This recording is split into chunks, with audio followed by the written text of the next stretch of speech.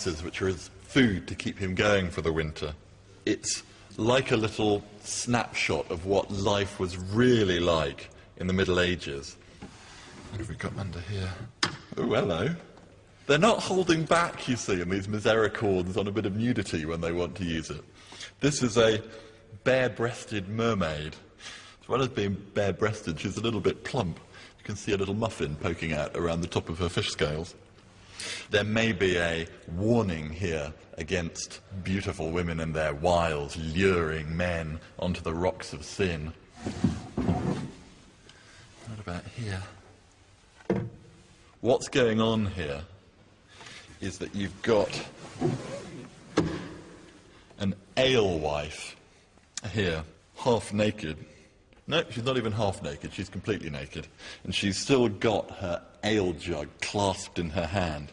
You've got a demon with a long list of her sins, and she is being hauled off to hell for giving short measures of ale.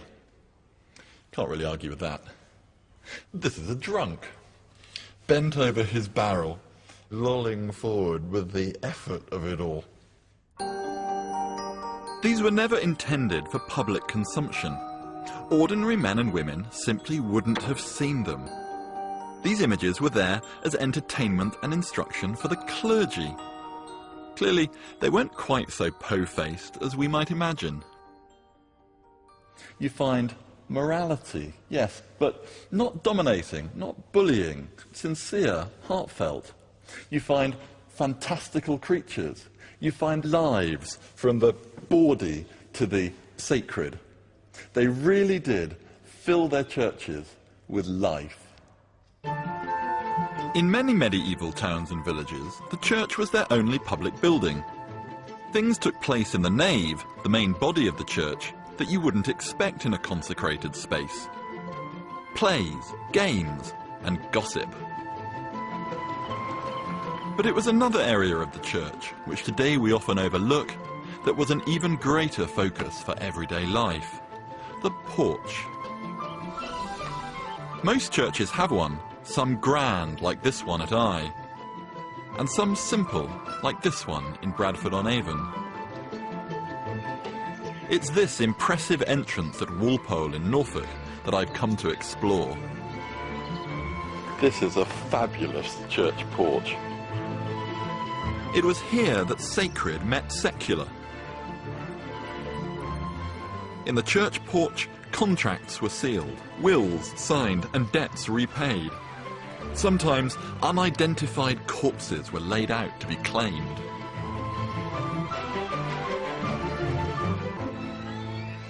This is a double-decker porch, meaning that it's got two floors, one over the other, because a lot of business was conducted upstairs. I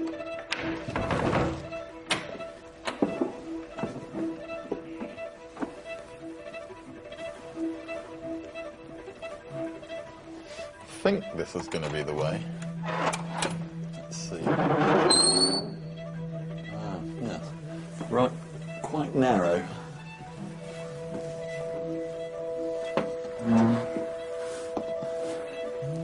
Crikey. People in the Middle Ages were a lot smaller than I am. Oh, what a pretty little room. Now a Sunday school, this would once have housed the church court. I'm standing in the very space where generations of parishioners would have played out the drama of their lives. Everything from the trying of petty offences to the settling of disputes. The business of the church courts in a place like this were hugely important for the community. One thing that was regulated then, far more than now in some ways, was slander, libel against your neighbour, because your reputation was everything. If someone impugned your honesty, well, perhaps you could never do business again. If someone accused you of drunkenness, that was very serious. And if someone accused you, particularly a woman, of inchastity, well, that had huge implications for you and your family. And so the court spent huge amounts of time regulating these claims by one villager against another.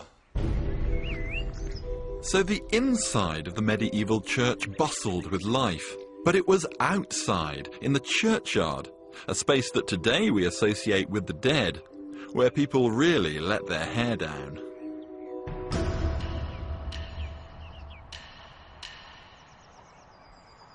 After the Mass on a Sunday, sports and games would be held here by the villagers. Archery contests, wrestling matches, and fairs were held here too. And then there were the church ales, when great tubs of beer would be brewed up, and food and drink sold for the upkeep of the church.